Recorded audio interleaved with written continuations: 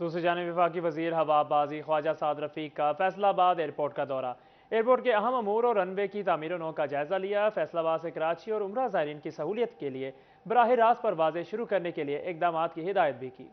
وفاقی وزیر ریلوے اور ہوا بازی خواجہ سعد رفیق فیصل آباد پہنچے۔ انہوں نے فیصل آباد ایئرپورٹ کا دورہ کیا اور اجلاس کی صدارت کی۔ ایئرپورٹ مینیجر سمیت ایوییشن، پی آئی اے اور اے ایس ایف حکام نے وفاقی وزیر کو بریفنگ دی۔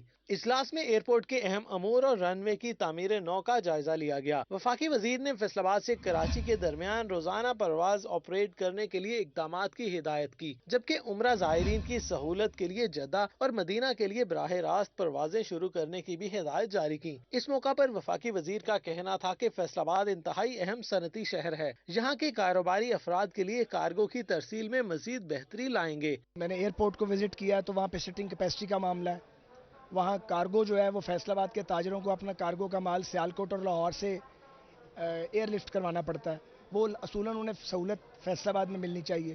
جو دوسرا رن وے بن رہا ہے وہ ذرا سلو تھا، اس کو سپیڈ اپ کروا دیا ہے، اور اس کے علاوہ ہفتے میں 4 فلائٹس ہیں جو فیصل آباد کراچی کی ہیں، وہ اصولی طور پہ روز فلائٹ جانی چاہیے۔ بعد ازاں خواجہ سعد رفیق نے ریلوے اسٹیشن کا دورہ کیا اور انتظامات دیکھے۔ انہوں نے مسافروں سے سہولیات بارے دریافت کیا۔ وفاقی وزیر ریلوے کا کہنا تھا کہ ریلوے کو جہاں چھوڑا آج بھی وہیں کھڑی ہے۔ فیصل آباد کا ریلوے اسٹیشن ہے، اس میں کچھ چیزیں مجھے کچھ انوملیز نظر آئی ہیں، وہ میں نے ان کو کہہ دیا ہے۔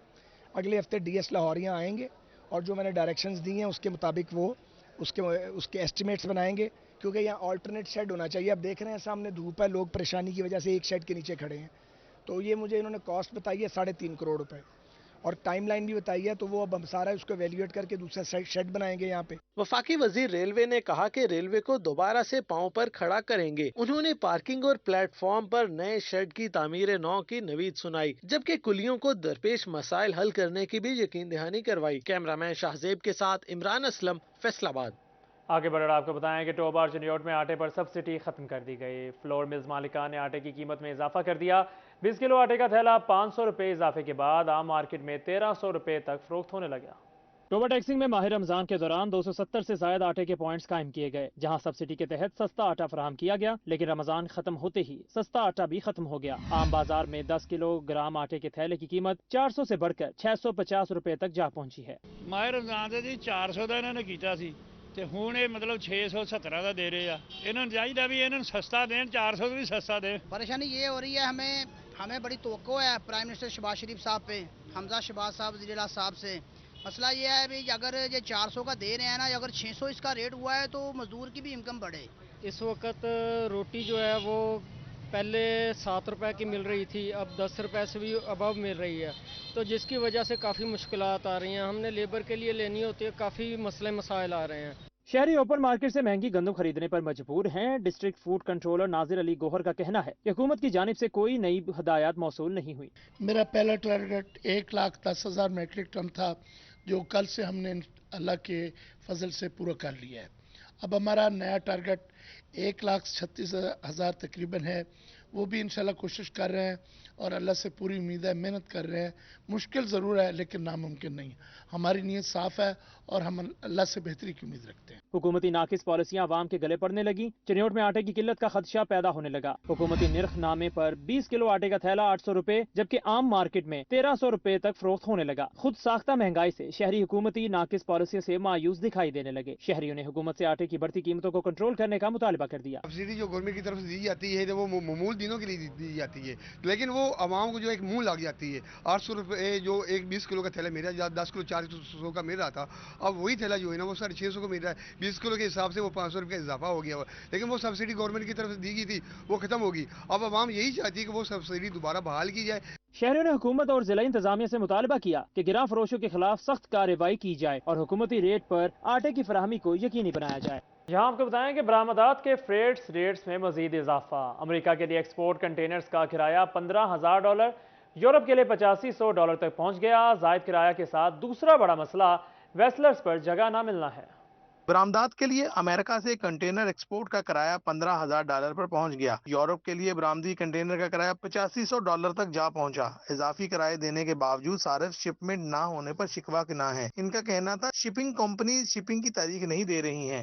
وقت پر شپنگ نہ ہونے سے ایکسپورٹرز پریشان ہیں۔ خالد ندیم کا کہنا تھا 3 ہفتہ سے آرڈرز تیار ہیں لیکن کنٹینر نہیں ہے۔ اگر کنٹینرز مل جائے تو پورٹ پروویسلز کا انتظار کرنا پڑتا ہے۔ یہ بہت زیادہ سیریس ایشوز ہیں۔ ایک تو ہماری ایکسپورٹ ڈکلائن پہ جا رہی ہے، دوسرا اس وقت فریٹ جو ہیں وہ ہائی اینڈ پہ ہیں، یہ کم ہونے کا بھی کوئی دور دور تک بھی نام نہیں ہے۔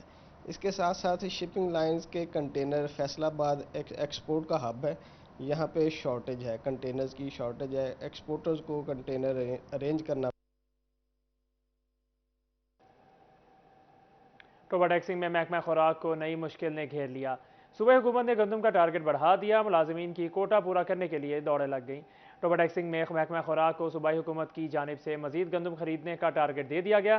پہلے 1,10,000 میٹرک ٹن کا 100% ٹارگٹ حاصل کر لیا تھا، تاہم اب ٹارگٹ کو بڑھا کر 1,36,000 میٹرک ٹن کر دیا گیا ہے۔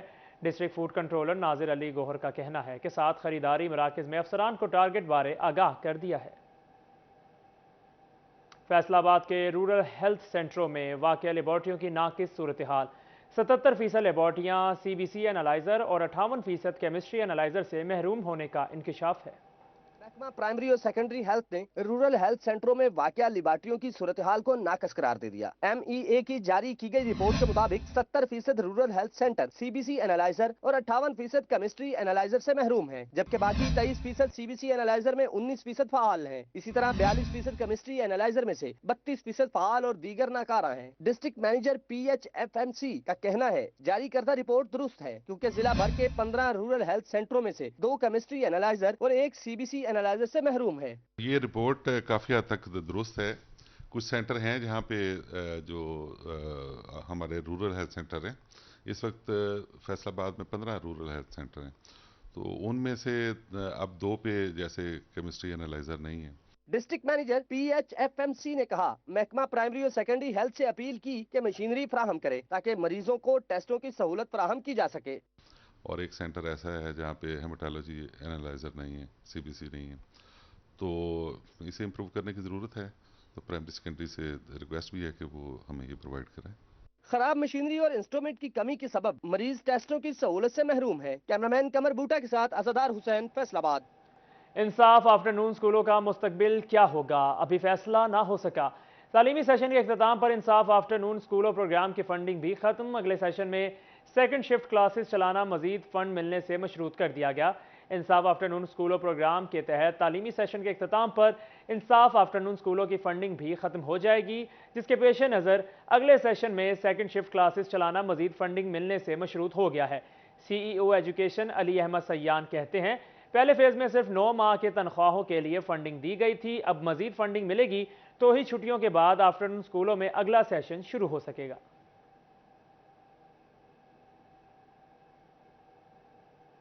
جنگ میں شہریوں کو عید الفطر پر بھی پینے کا صاف پانی میسر نہ ہو سکا۔ میونسپل کارپوریشن اور ضلع انتظامیہ صاف پانی کی فراہمی میں ناکام۔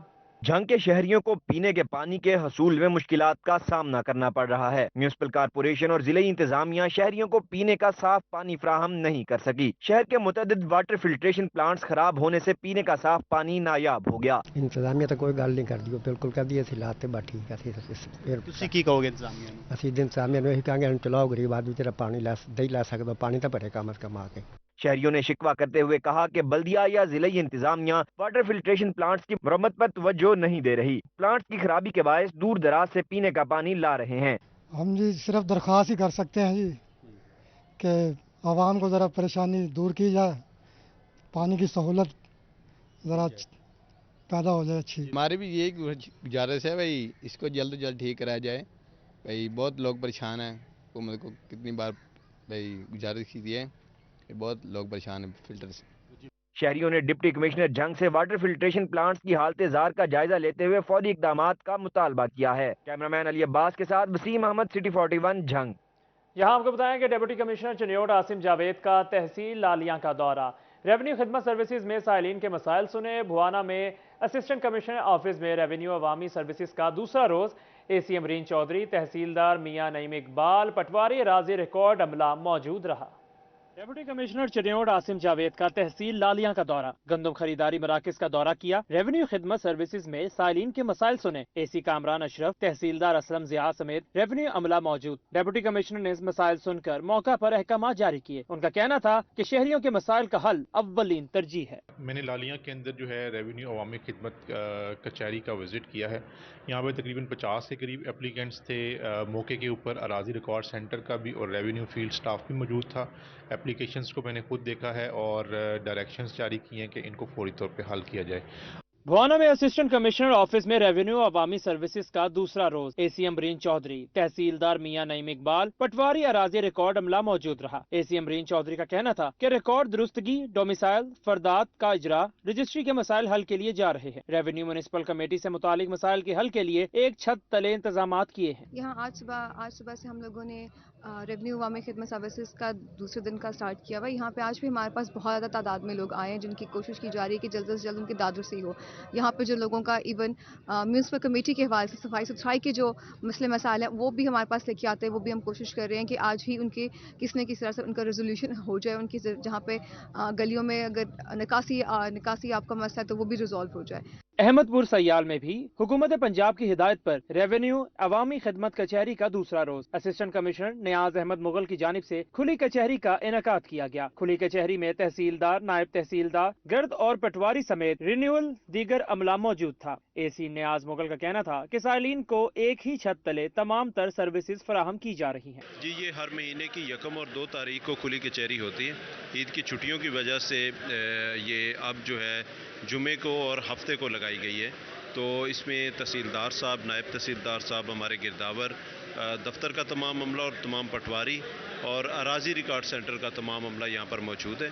कमालिया में भी रेवेन्यू अवामी खिदमत सर्विसेज का दूसरा रोज। असिस्टेंट कमिश्नर ज़रियाब साजिद समेत रेवेन्यू अफसरान खिदमत सर्विसेज में मौजूद रहे। इस मौका पर AC ज़रियाब साजिद का कहना था कि साइलिन के मसाइल को एक ही छत तले हल करने के लिए मौजूद हैं। साइलिन के मसाइल को तरजीही बुनियादों पर हल करना अव्वलीन तरजीहात में शामिल है।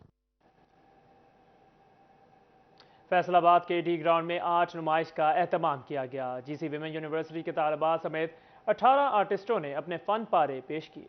फैसलाबाद के डी ग्राउंड में आर्ट नुमाइश का एहतमाम किया गया। नुमाइश में आयात करीमा की खूबसूरत खताती और सूफी इज़्म पर बने शाहकार फन पारे पेश किए गए। ऑर्गेनाइजर का कहना था कि नुमाइश का मकसद मकामी आर्टिस्टों के काम को अवाम के सामने पेश करना है। हर किसी के लिए अपनी आर्ट गैलरी बनाना मुमकिन नहीं। जो मैं एग्जीबिशंस करता हूँ ना, ये कैलीग्राफीज की, सूफीज़म की, आपने देखा यहाँ पे लगे हुए हैं। ये सारे न्यू टैलेंटेड आर्टिस्ट है, सेल्फ आर्टिस्ट। मेरा मकसद होता है कि उनको प्रमोट करना, जिनको आज तक आगे आने का मौका नहीं मिला, उनको आगे लोगों को काम दिखाना कि उनको आगे आने का मौका मिले।